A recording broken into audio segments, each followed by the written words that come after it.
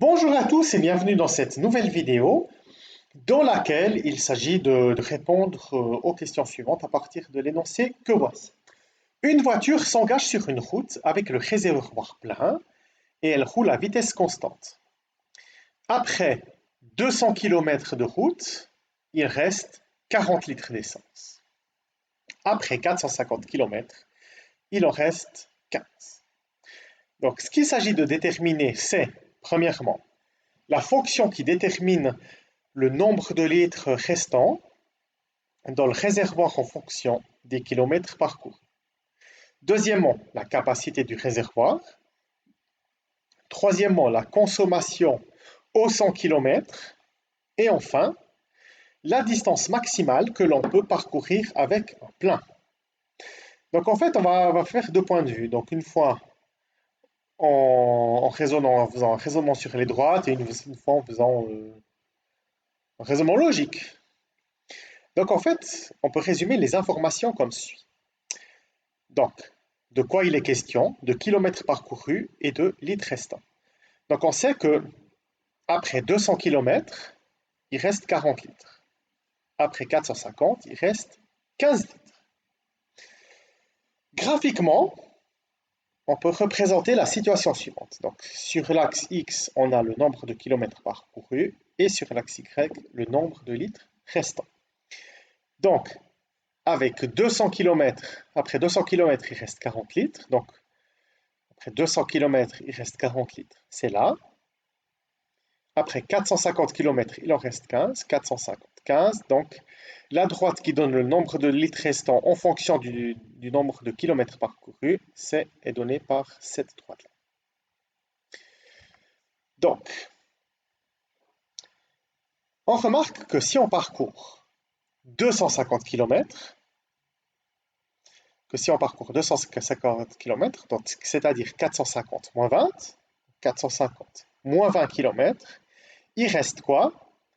Il reste 40 moins 15 litres. Donc, c'est-à-dire, enfin 15 moins 40, c'est-à-dire moins 25. Donc, après, avec un parcours de 250 km, il y a une diminution de 25 litres dans le réservoir. Donc, la quantité d'essence, elle varie de 25 sur 250, c'est-à-dire de 0,1 litre par kilomètre. Donc, la voiture, elle consomme 0,1 litre par kilomètre. Donc, en fait, maintenant, si on fait un raisonnement sur la droite, en fait, on va calculer sa pente. Donc, on sait qu'elle passe par les points 200, 400 puis 450, Donc, la pente est donnée par delta y sur delta x, c'est-à-dire 15 moins 40 sur 450 moins 200. Donc, je vais vous remontrer ça. Donc, la pente de cette droite, ben, c'est quoi? C'est 15 moins 40 sur 450 moins 200. Donc, ici, ça fait quoi? Ça fait moins 25 sur 200. Donc, ça veut dire quoi? Ça veut dire qu'on avance de 250 km et on perd 25 litres dans le réservoir. Donc, la pente vaut moins 0,1. Donc, c'est exactement la même chose que ce qu'on avait trouvé avant. Donc, c'est-à-dire sans raisonner sur les droites. Maintenant, donc, on sait que la voiture, elle consomme 0,1 litre par kilomètre. Donc, avec ça, on peut facilement, à l'aide d'un raisonnement, trouver la quantité de départ qu'il y avait dans le réservoir. Donc, en fait, qu'est-ce qu'on sait? On sait qu'après 200 km, il reste 40 litres. Donc, en fait, puis on sait que 1 km consomme 0,1 litre.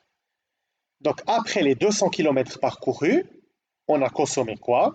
200 fois 0,1 litre, ce qui fait 20 litres. Donc, en parcourant les 200 premiers kilomètres, on a consommé 20 litres. Donc, qu'est-ce qu'il y avait au départ? Il y avait, d'une part, les 20 litres consommés après les 200 km et les 40 litres restants, c'est-à-dire 60 litres. Donc, la quantité d'essence dans le réservoir au départ, c'était 60 litres. Donc, en fait, maintenant, si on fait un raisonnement sur la droite, ben, qu'est-ce qu'on fait? En fait, on cherche rien d'autre que l'ordonnée à l'origine. de la droite dont on connaît déjà la pente, moins 0,1. Donc en fait, on va chercher l'équation de la droite. On sait que P c'est moins 0,1.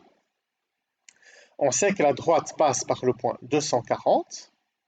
Donc quand x vaut 200, y fait 40. Donc on remplace x par 200, y par 40. Moins 0,1 fois 200, ça fait moins 20. Donc on a 40 égale moins 1 plus h. On fait plus 20 de chaque côté, h égale 60. Donc en fait, on a trouvé l'équation de la droite, y égale moins 0,1 x plus h. Donc h, c'est l'ordonnée à l'origine. Donc ici, ça va représenter quoi? Ça va représenter la quantité d'essence restante lorsqu'on a parcouru 0 km, donc c'est-à-dire la quantité d'essence initiale. Donc maintenant, on va à partir de ce qu'on a fait, on va répondre aux questions. La première, c'était de trouver la fonction qui détermine le nombre de litres restants dans le réservoir en fonction du nombre de kilomètres parcourus. Donc là, ça c'est fait. Y égale moins 0,1x plus 40. La capacité du réservoir, c'était 60 litres. Donc c'était...